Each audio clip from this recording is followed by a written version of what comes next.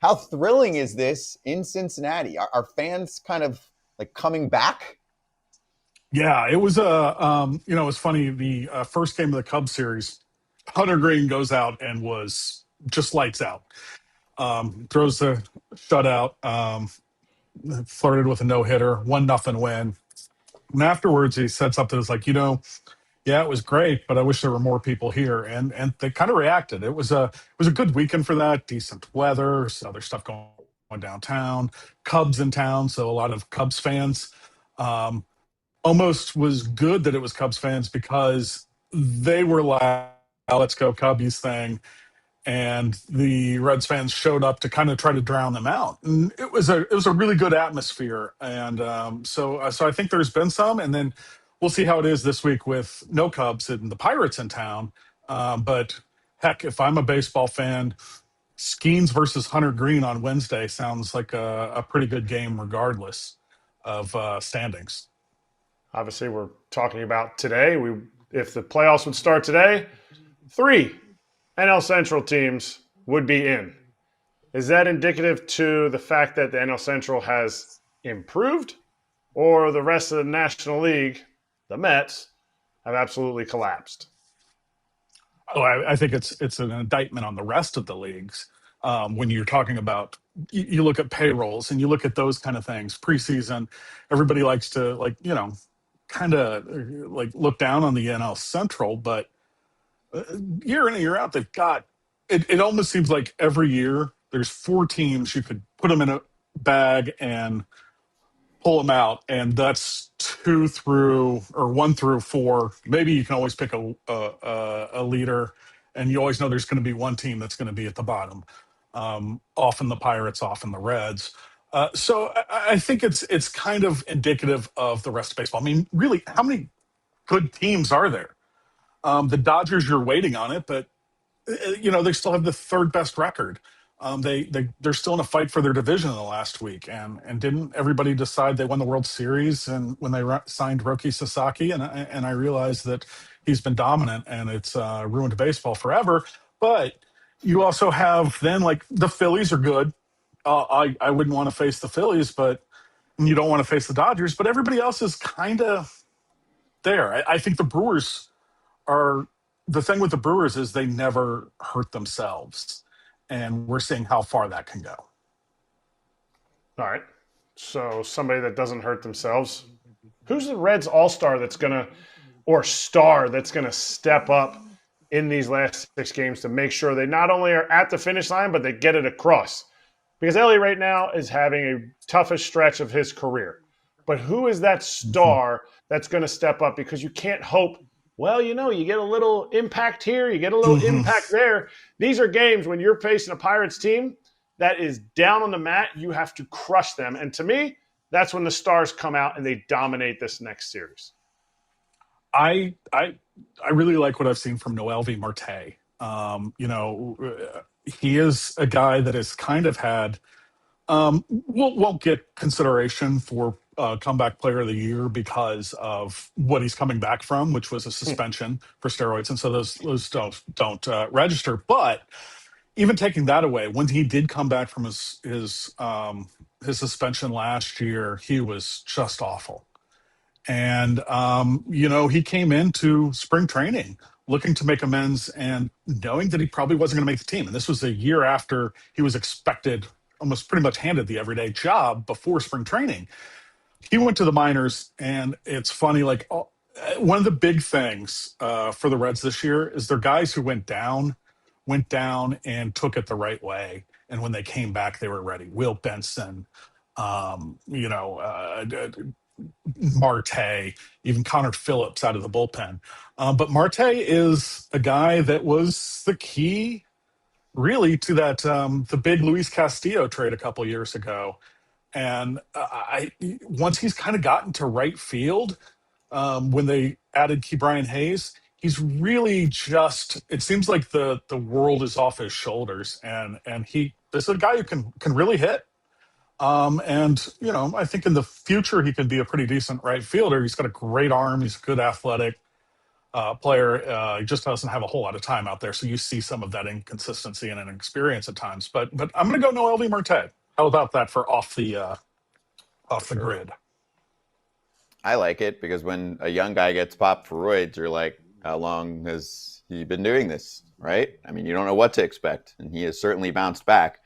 Okay, I want to do some schedule breakdown because we've got 6 games left for the Mets and the Reds. Reds went out, they're in, right? They're essentially a game up on the Mets. So this is just as much for Mets fans right now. Mets have 3 against the Cubs, then 3 against the Marlins, including Sandy Alcantara on Friday. Reds have 3 against the Pirates, but that is one Paul Skeens start, like you mentioned, on Wednesday. And then they finish with 3 in Milwaukee against a Brewers team that is probably playing for nothing, even though they're still not going to be an easy opponent.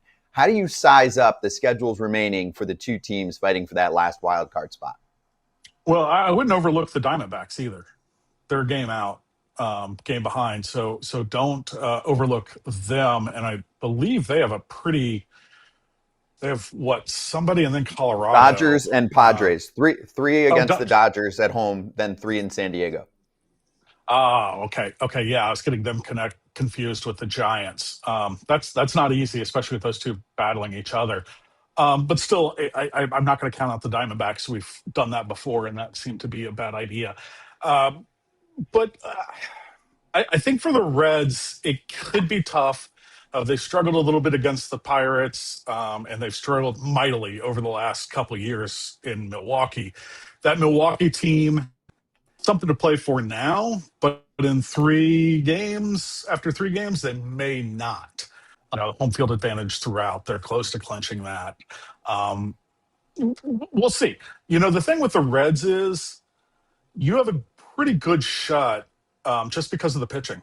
The starting pitching has been strong all season. Andrew Abbott has struggled in the second half, but Brady Singer's picked it up. You have a deeper bullpen. The bullpen was an issue for a while, but if you go back to the trade deadline, like it was almost a lot of people didn't understand the Reds' moves, and they were kind of going on the margins, and they did a hell of a job. I mean, you got to give Nick Krall and Brad Metter a lot of credit for being creative and it working out at the trade deadline. What that was Key Brian Hayes, which upgraded them at third base defensively, no question. I mean, that guy is. I had a scout yesterday talking to me, and it's like, he the only thing he could come close to is prime Nolan Arenado, and I've seen that. He's been just phenomenal, and a total change of scenery guy. That allowed them to move Noelvi Marte to right field. He's been better since then at the plate, seemed more relaxed. That solved some of their issues with the outfield and getting production there. Then they got Zach Littell into the back of the rotation starter, and seemed kind of weird because it was a team that needed bullpen help. Well, that moved Nick Martinez in there. And Nick Martinez is just a kind of a special pitcher in that he can do both, will do both, and has done both. And so that's extremely, extremely valuable and could be in a short series. And then the other one was Miguel Andujar, who came in to just crush lefties. He started off and crushed everybody, then got hurt, and he's kind of back and crushing lefties. You brought up Brian Hayes. I was there on Thursday. Good seeing you. When Hunter Greene should have thrown a no-hitter. Why wasn't Brian Hayes in the game in the 7th inning for defense? And also, I mean, I said it on the air, but why the heck were they pitching to Seiya Suzuki? He was the only guy that had any chance against Hunter Greene that night. And they threw him a pitch that he could hit. And K. Bryant probably has that ball if he's in for Sal Stewart. He does. He had a little, when you look at Key Brian Hayes, he's had this thing with his back for a while. And before the game, he was feeling a little stiff, and so he wasn't in the lineup. And that's why you had Noelvi Marte at third base. But yeah, it was Sal Stewart. Sorry. You had Sal Stewart at third base, and Sal's not going to make the plays at Key Brian Hayes' base. And you're right. And the other thing is like, I don't think Hunter Greene was in a mindset to pitch around anybody. He didn't care. And you've played both you guys. When a guy doesn't care, you don't want to mess with him. And when he is just so confident, like Hunter was, that's part of it. And then, like, okay, as long as it's in the park, well, I'll get the next guy. and Hunter did that. But Q Bryan was good enough to come in and for the ninth. I know Tito had said before the game he didn't think he was going to be available, but Q Bryan said he saw the chiropractor and felt good enough to go in the ninth. Have you ever seen a play like what happened on that night, the 3-8-6 play, where? But it's got to be the only one in baseball history, okay? But It is. MLB at the time was saying it was only confirmed. okay because at one point they were saying it wasn't off the first baseman's glove, and I'm like, well, then the guy was out, and there should have never been a play at second. It should have been a hit. So they kind of because once it passes a fielder, I know, but then you can get hit by the ball and all that stuff. I know, but it's ticked off his glove. And the umpire told Spencer Steer that in the moment. But it did tick off his glove. So it was a 3-8-6, which, only one ever, which is just unbelievable.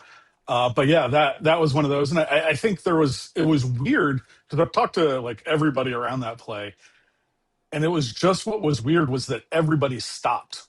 And for that like split second, you remember that everybody stood looking for a second, like, oh God, is he okay?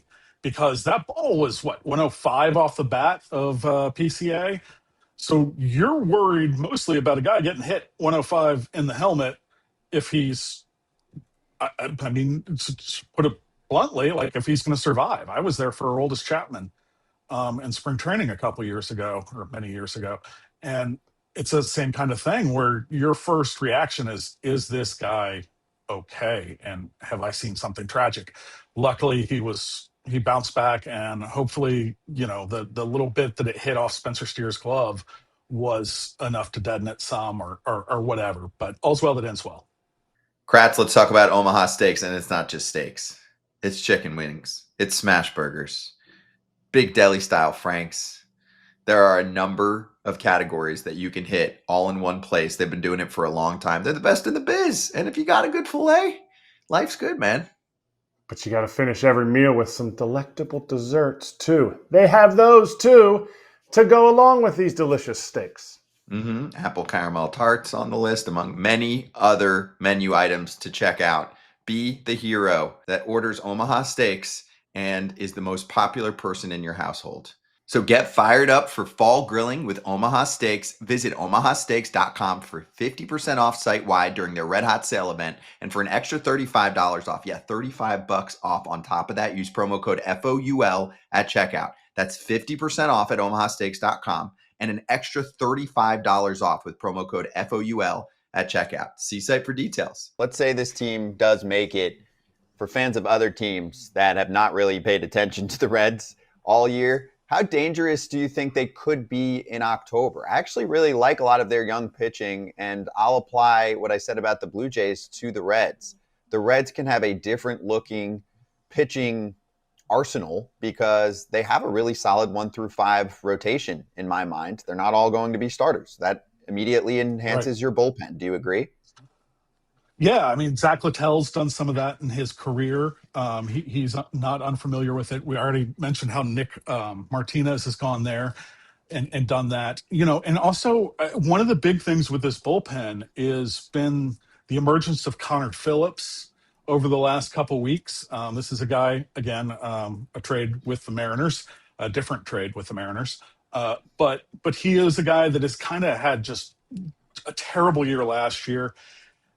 Came up early, was okay, went back to the minors, made a small adjustment, and has just been lights out since. He's been exactly what they thought maybe he could be, and that's huge. And then Zach Maxwell, who couldn't throw strikes in college or in the minors, all of a sudden is your extra guy, and he's, I don't want to face Zach Maxwell. He's what? I mean, he basically wears Anthony Munoz's number and looks bigger than Anthony Munoz. So that's quite the it's quite the luxury that they have. Graham Ashcraft has looked good since he's coming back. Tony Santillan has been used as much as anybody. I think he's probably. I don't think there's anybody he was with Tyler Rogers is at the top of the uses, and he still looked great. He came in last night and had a big inning to get the save. And then Emilio Pagan is a guy who is just nobody was looking at that at the beginning of the year, but he's just done a really good job closing. And so you just keep pushing that down where you have all these guys and you have a Nick Martinez that can go a couple innings. Or, I'm almost wondering, besides Green and Lodolo, you can almost like piggyback Singer and Abbott with the left right, because Abbott's had not a great second half and Singer has had a great second half. So there's just a lot of arms. And when you're talking about the Santillan and Pagan and Ashcraft, you have guys who are all kind of that Rays thing where you're coming from different angles and gives you those different looks. See, Trent, great stuff, man. I'm excited to see how the week plays Chase out. Burns. Oh, Forgot wait. about Chase Burns. Forgot Chase the Burns coming out of the bullpen, flamethrower. too. Yeah. A Think guy about coming that. out throwing 101. I mean, the other night was just still crazy to me. Hunter Greene averaged 100 miles an hour on his fastball over a complete game shutout. It was just stupid. It was funny. It was like after that game, I just walked by Emilio and I kind of joked. I was like, man, I screwed you out of a save. He goes, there was nobody down there who was going to be better than Hunter. There was no upgrade in the bullpen. And he was right. So it's one of those things. But yeah, Chase Burns is a guy that you can use in that David Price role back in when he was a rookie. They're being careful with how much they use him, but he came in for multiple innings the other day. And you just can't deny the stuff, and you don't have to worry about anybody seeing him more than once. Circle of trust pitching stuff-wise, the Reds are up there with any team in baseball for October. When you shrink what your pitching will look like, it actually makes me think the last time the Reds haven't made the playoffs in a full season, I know, in a really long time, but the last time they made it was 2020. 13. Didn't they not? What was it? 2014 was the last full season playoffs, you said? 13 was a wild card loss to the Pirates. 12 was when they, were maybe the best team in baseball, and then lost to the Giants, who made that amazing run. And then, but they haven't won a playoff series or a home playoff game since 1995. That's 30 years. Was that Bowden GMing back then? Maybe, Probably. or maybe it was right before him. I'm not sure. I was in freshman in college, or sophomore in college. You said 1995? Yeah, it was Bowden. Yeah. That was Bowden. So we'll have to bring him back on this week to chat about that. But 2020, they made it. This was my other point. And from what I recall, they had 2 games. Pitching was nasty, and they didn't score a run, right?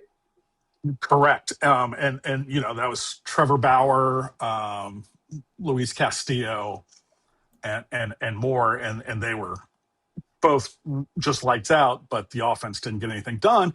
And I think there's a danger with that here. This is an offense that hasn't been great or consistent. And you could get in that same kind of problem, but you can also keep games really close because you have that kind of pitching, and they have a couple guys who can get hot. And if Elly gets hot, he's been better the last couple of days. Maybe it's just one of those things that he can pop out because he's a difference maker, and he's always going to be somebody that everybody's worried about. And hopefully, for the Reds' sake, that he gets it going. Elly in the playoffs would be fun to watch too. Damn, I'm looking. I'm like, he's only had 36 stolen bases this year. Well, and he had 18 home runs. He had 18 home runs going to the All-Star game, and he has 20 now. Man, and the 2 longest homerless streaks of his career. Yeah, but he's not running like we thought he would this year either. He had some leg injuries. He was not exactly the same. He had a quad and then something else. I think it was a hamstring or something. So he's been hobbled a little bit, but he's also played every game. Started all but one. The one he didn't start was he had a flight canceled when he was coming back from his sister's funeral in the Dominican Republic, and started that day in the Dominican Republic. Had some flight issues getting to Cincinnati from Santo Domingo. And then that game got postponed. and resumed the next day, and he actually got in the game, so he's played in every game. So I think that's, for him, it's really important, and the team knows that he wants to play every day, every inning, and that's just who he is. Maybe that's been bad in some ways for his longevity and his production, but it's also, you never want to discourage guys who will do anything to post. And Elly's a guy who has shown this year that he'll do anything to post.